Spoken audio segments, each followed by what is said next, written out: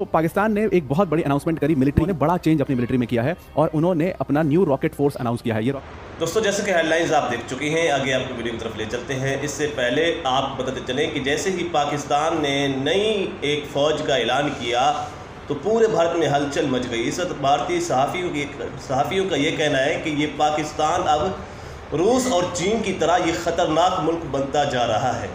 चलिए आपको वीडियो की तरफ ले चलते हैं। बहुत बड़ी अनाउंसमेंट करी मिलिट्री के लिहाज से, जिस तरीके से पाकिस्तान की मिलिट्री इस बार जो रिसेंट एयर स्ट्राइक, जो रिसेंट स्ट्राइक हुआ था भारत के साथ, जो रिसेंट कॉन्फ्लिक्ट हुआ था, इस तरीके से एक्सपोज हुई है और उन्होंने अपना न्यू रॉकेट फोर्स अनाउंस किया है। ये रॉकेट फोर्स बेसिकली एक सेंट्रलाइज सिस्टम कमांड होता है। मैं आपको अभी पूरा जब वीडियो में आगे हम यही डिस्कस करने वाले हैं। तो एक सेंट्रलाइज कमांड होता है जो बड़े रॉकेट और मिसाइल्स के आर्सनल्स हैं उनके लिए।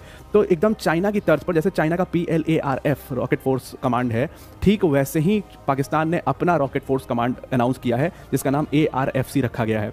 अब ये भारत के लिए एक बहुत बड़ा चैलेंज है और पाकिस्तानी आर्मी तो इतना ज़्यादा गुमान में, उनका मानना है कि ये पूरा स्ट्रैटेजिक शिफ्ट लेकर के आएगा पूरे इस सब कॉन्टिनेंट में और कहीं ना कहीं वो पावर का शिफ्ट जो है वो इस ARFC से हो गया है और अब हम इंडिया की डीप डाउन टेरिटरी को टारगेट कर सकते हैं।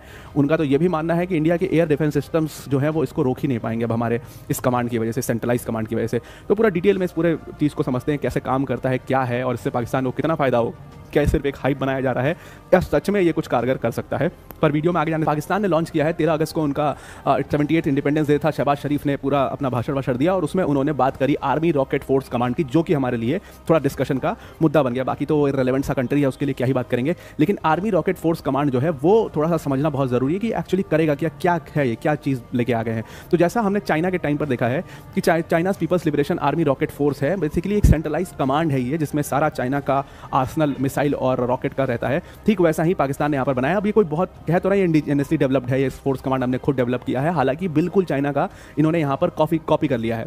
लेकिन अगर आप देखो कि जिस पॉइंट ऑफ टाइम पर इसको अनाउंस किया जा रहा है, ये पॉइंट ऑफ टाइम बहुत इंपॉर्टेंट है और इसलिए इसको आप बहुत हाइप मान के मत चलिए, क्योंकि पाकिस्तान को इस बार सच में जिस तरीके से जो स्ट्राइक हुई थी भारत के साथ, जो पूरा कॉन्फ्लिक्ट हुआ था, उसकी देन है कि पाकिस्तान की आर्मी में बड़ा चेंज हुआ है। अब एक्चुअल में क्या है कि ARFC जो है, इसमें जितने भी बैलिस्टिक मिसाइल्स हैं, ये क्या करेगा, जितने भी मिसाइल्स हैं रॉकेट सिस्टम से, उसको इंटीग्रेट करेगा। मतलब ये ballistic missiles, cruise missiles, hypersonic missiles, इन सबको एक यूनिफाइड कमांड के अंडर में लेके आ पाएगा और मानना है पाकिस्तान का कि एक बहुत बड़ा गेम चेंजर ये साबित होने वाला है। अब देखिए क्या होता है कि जब एक यूनिफाइड कमांड के अंदर आप आते हैं, इससे फ़ायदा क्या है यूनिफाइड कमांड के अंदर आने से, कि आपकी प्रिसीजन बढ़ जाती है।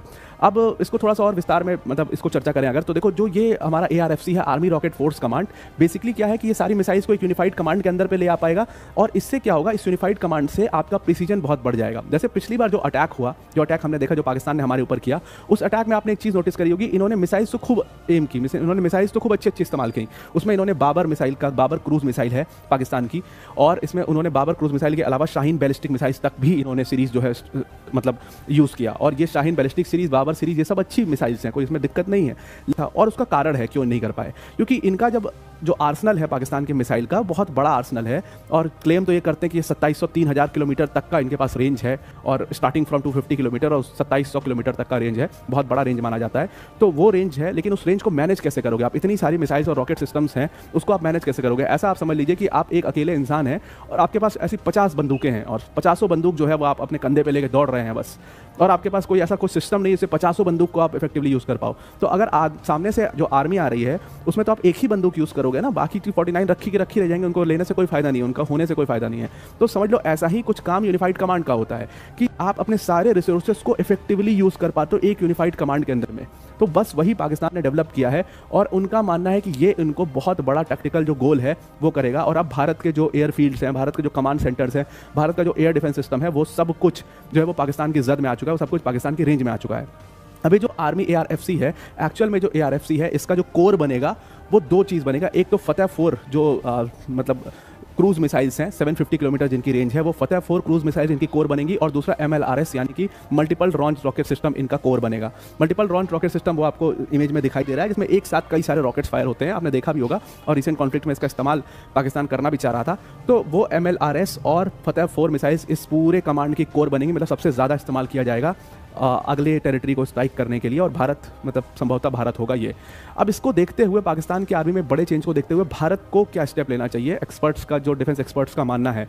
अब ये जो डिफेंस एक्सपर्ट्स हैं, आप मुझे मत बोलने लगना, ये डिफेंस एक्सपर्ट्स की कही हुई बात है। डिफेंस एक्सपर्ट्स वो जो आर्मी रिटायर्ड लोग हैं, जनरल लेवल के जो लोग हैं, उन्होंने अपना भारत सिर्फ कुछ कुछ चीज़ों पर काम करना शुरू कर दिया। सबसे पहले अपने एडवांस एयर डिफेंस सिस्टम जो हम बना रहे हैं प्रोजेक्ट कुशा के तहत। अब ये प्रोजेक्ट कुशा के बारे में अगर आपने नहीं सुना है तो उसको जरूर सुनिएगा। प्रोजेक्ट कुशा बेसिकली हमारा इंडिजिनसली डेवलप्ड प्रोजेक्ट है, जहां तो जैसा कि वीडियो आप देख चुके हैं कि इस वक्त पूरे भारत में हलचल मची हुई है। जैसे ही पाकिस्तान ने नई फौज रॉकेट फोर्स का ऐलान किया तो पूरे भारत में हलचल मच गई।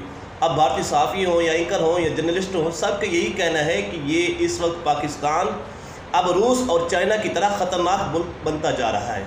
अगर आपको हमारी इसी तरह की वीडियो अच्छी लगती हैं तो हमारे चैनल को सब्सक्राइब ज़रूर करें और घंटी के बेल आइकन को भी ज़रूर दबाएं।